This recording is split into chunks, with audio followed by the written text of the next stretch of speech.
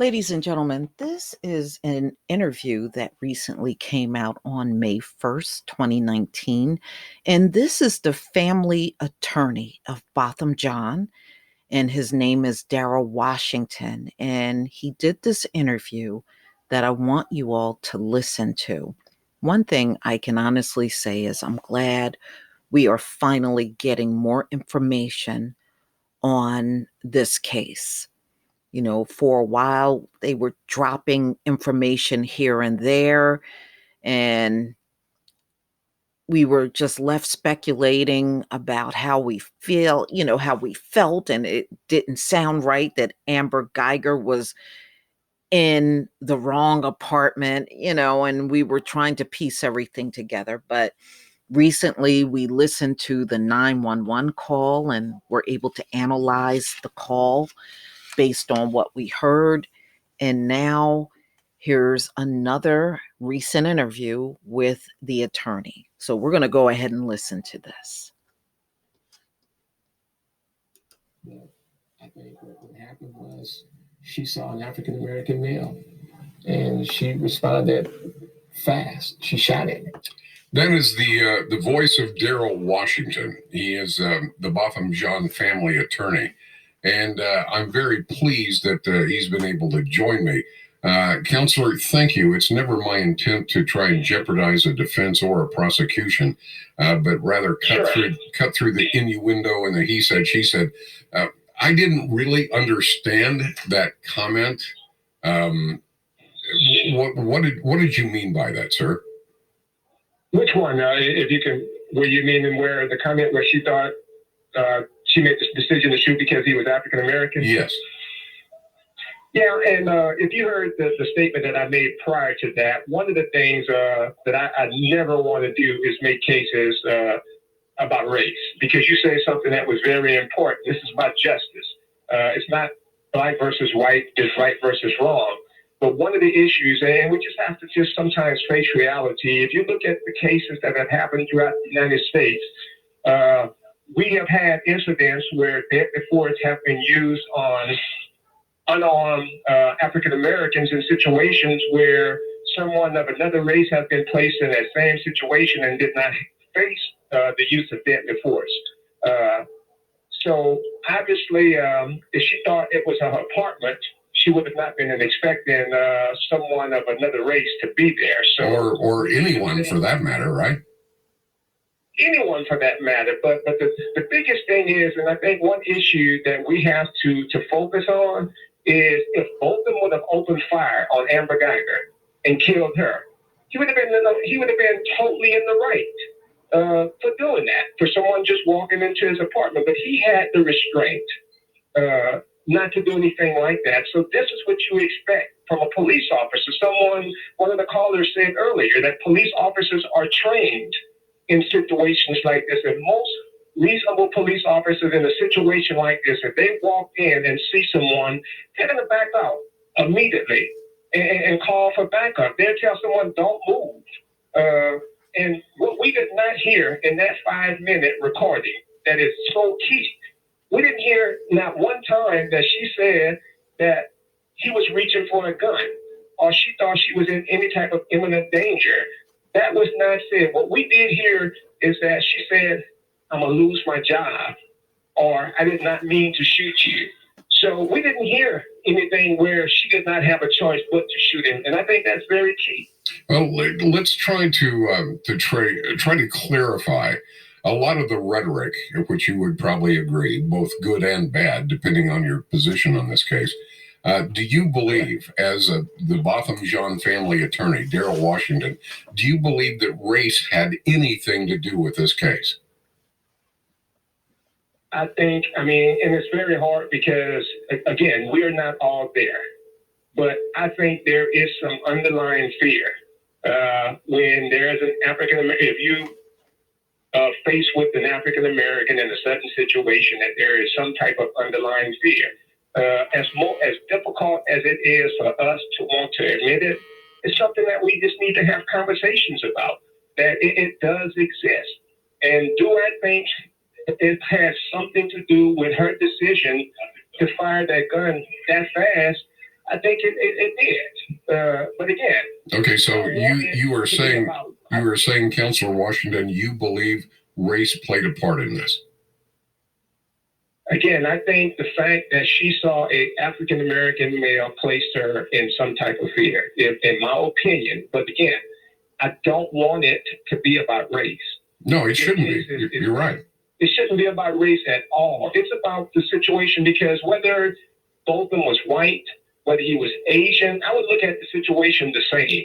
We had someone who was lawfully in their apartment and was killed. So I think that's what the focus should be. And you, like myself, I have seen a lot of individuals kill people and are so remorseful after they took somebody's life. Like they didn't mean to do it.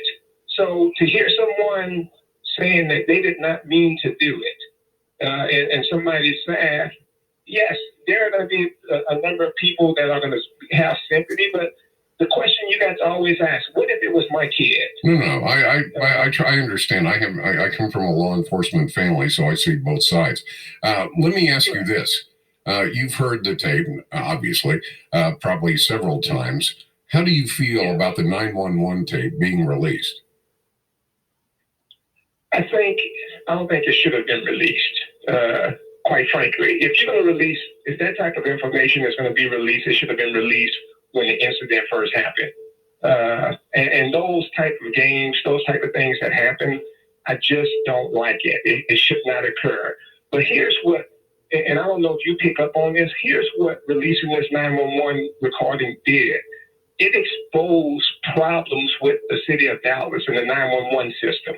One of the things we did not hear, and the attorneys talked about this, one of the things we did not hear in that 5-minute conversation is genuine concern about Botham. For example, is he bleeding? Is he still alive? How bad is the injury? What type of aid does he need? Are you giving him any type of assistance? Are you trying to stop the bleeding? We didn't hear that type of dialogue and that type of exchange.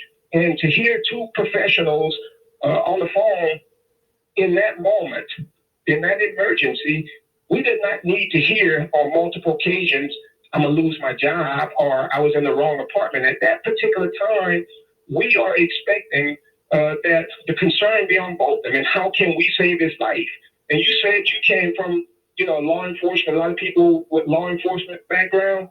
A lot of the people, you are trained that you are going to be in emergency situations where you have to use deadly force, but you also have to be able to compose yourself after you use deadly force and look at the situation and make sure that you're giving proper aid to somebody who just been shot. And we just didn't hear that in the recording at all. Okay, I'm running a little late. I got one final question, if you would, sir. Daryl Washington, the Botham John family attorney, is with me.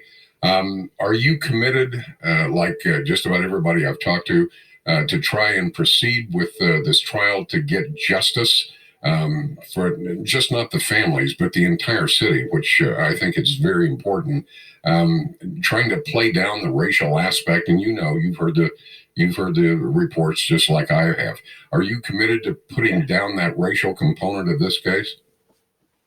I have never, just to go on the record, I have never made this case about race. Never. That one question was asked, and I gave my genuine opinion about it. But when I look at these cases, I look at the facts. What happened and how bad was a law violated? Okay, and bad things happen to people of all races. We just looked at a case in Minnesota where an African-American cop was convicted of murdering a white lady. So this is not something that's just black, white, or the victim's black. This is something where police officers have done something that's not proper. So we just need to have conversations in the city of Dallas. We need to figure out, how do we fix this problem? We don't need to have problems like this cause the community to turn on each other. We all have to work together. We all have to live together.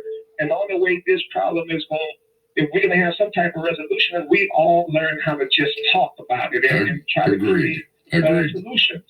Daryl Washington, the Botham John family attorney, kind enough to come on for a couple of minutes. We need to take you to the WBAP newsroom. Eric Bushman standing by.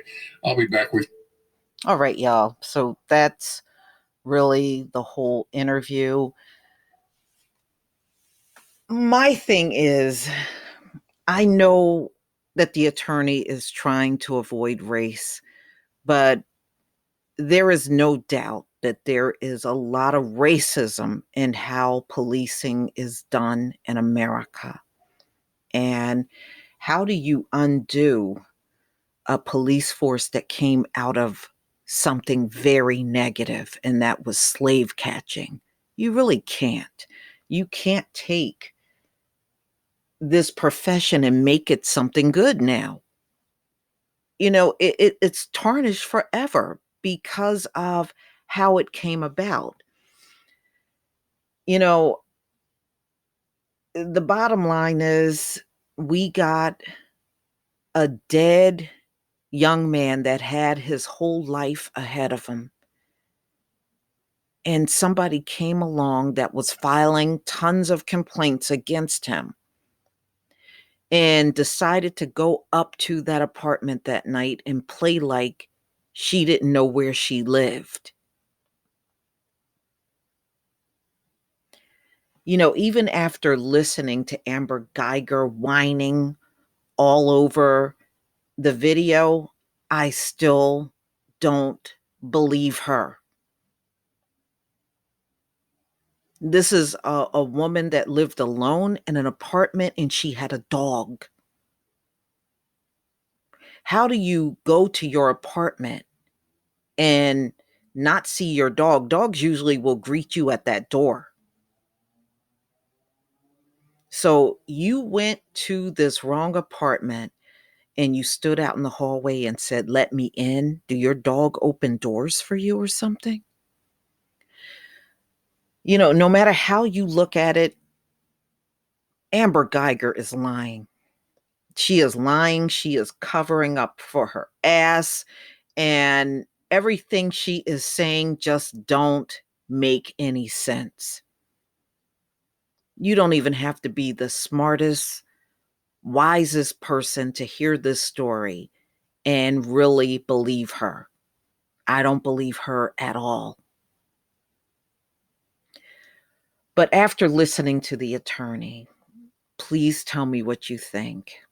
Please leave your comment and subscribe. Don't forget to, hit on that notification bell. And I'll see you on the next video. Peace, family.